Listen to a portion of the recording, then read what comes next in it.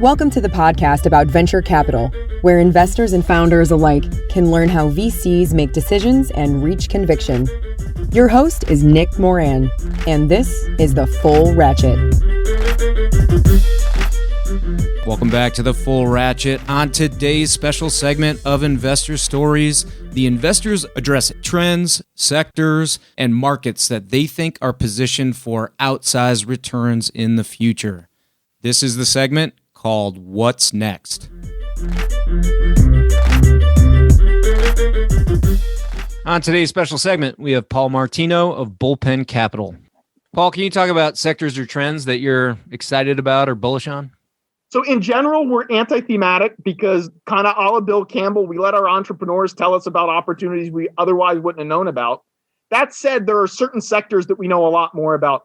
My partner, Eric, has done a great job in prop tech and next generation real estate. Great set of deals over there. Avant Stay and Terra, great stuff.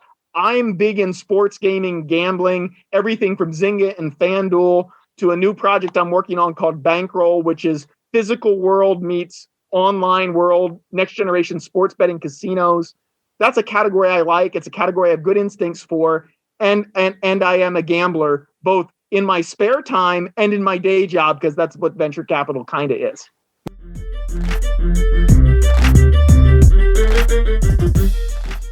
On today's special segment, we have David Goldberg of Alpaca. David, can you talk about sectors or trends that you're bullish on? Sure. So I'd say one, all things prop tech right now, and really specifically construction technology. I mean, the amount of capital that sort of is derived from all things construction compared to the amount of investment dollars that goes in is still a pretty big disparity, right? People sort of say prop tech and now construction tech, is where fintech was a decade ago. And I think we've seen how well that sector has gone. A couple of things underlying that we're looking into are marketplaces, product marketplaces, labor marketplaces in construction, as well as 3D printing around buildings and modular housing. We also recently just published, my partner Aubrey published one of these field studies around supply chain in food, right? And just rethinking everything, cost structures, freshness, health and wellness, distribution, around all things food, which, if you can crack something there, the numbers get obviously really, really large. I particularly have gotten pretty interested in marketplaces, most specifically B2B marketplaces in like single old school industries.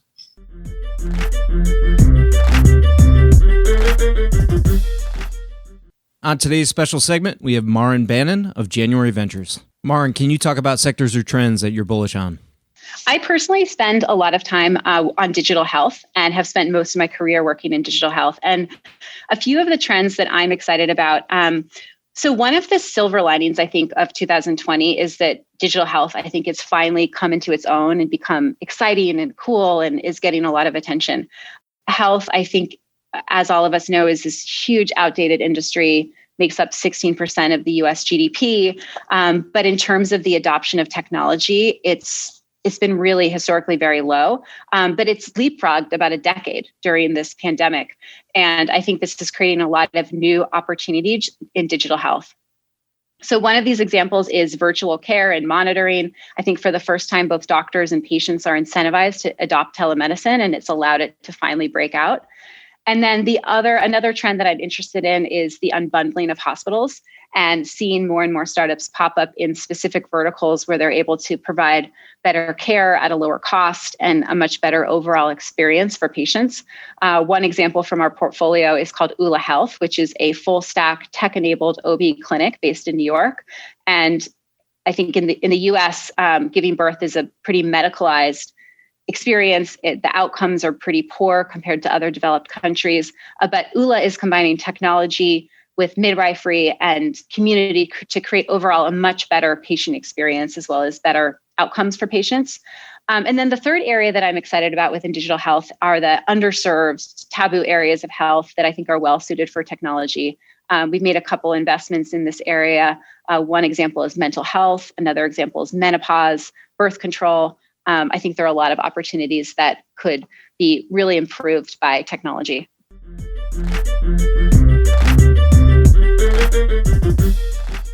On today's special segment, we have Neil Sequeira of Defy Partners. Neil, can you talk about sectors or trends that you're bullish on?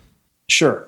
So in 2019, we ended up spending as a firm a fair amount of time in and around 3 new areas where we made about 8 new investments. And those happen to be distributed online education, the intersection of technology and healthcare, and e-commerce infrastructure, which we mentioned earlier. well done, sir. And so, it takes a lot of planning. A lot of those areas that we ended up making those investments in, we had sages. So Ben Mullen was one, Sujal Patel, who's another sage, CEO of Nautilus, a bioinformatics company, was previously CEO of Isilon, Brian Lee on e-commerce. We had sages that we brought in 2 years earlier to help us get really smart and thoughtful and have them on boards around those areas. But, sometimes, again, trying to have some humility, it's better to be lucky than good, Nick. And we made some good bets prior to the pandemic that ended up, really paying dividends and helping execute on those areas.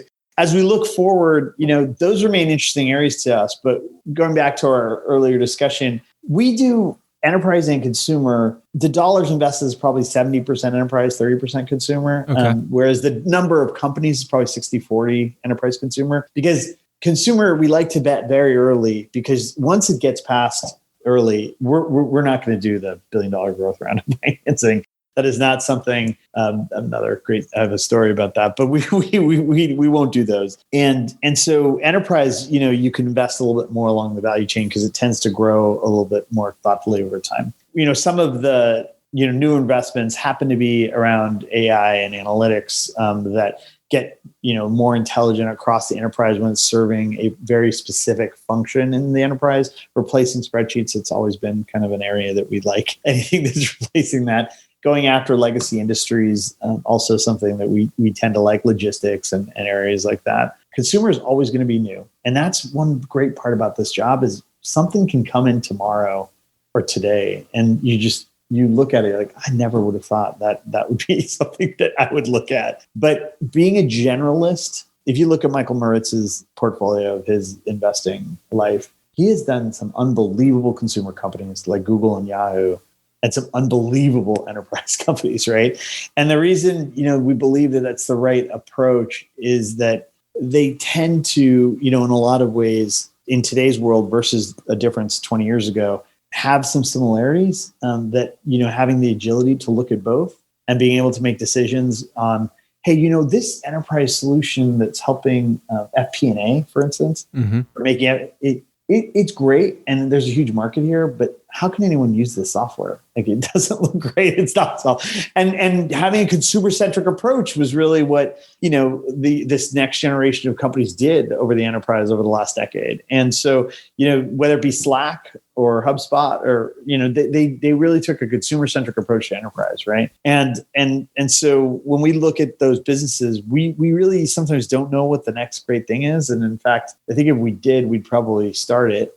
Instead, we want to be led and guided by entrepreneurs. And that's where our team of, with folks like Brian and Madison and Bob, who have their fingers and working with a lot of entrepreneurs and people will bring the great ideas, and hopefully we can do the diligence and work to figure out if we believe. But, we're excited about a lot of different areas, and we're happy that we do both enterprise and consumer.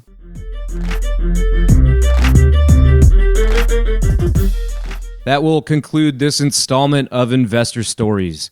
If you're enjoying the program and would like to see it continue, take a moment and leave a 5-star review in iTunes. Also, if you'd like updates on new content from TFR, as well as the top 10 VC articles every week, go to fullratchet.net and sign up for the newsletter.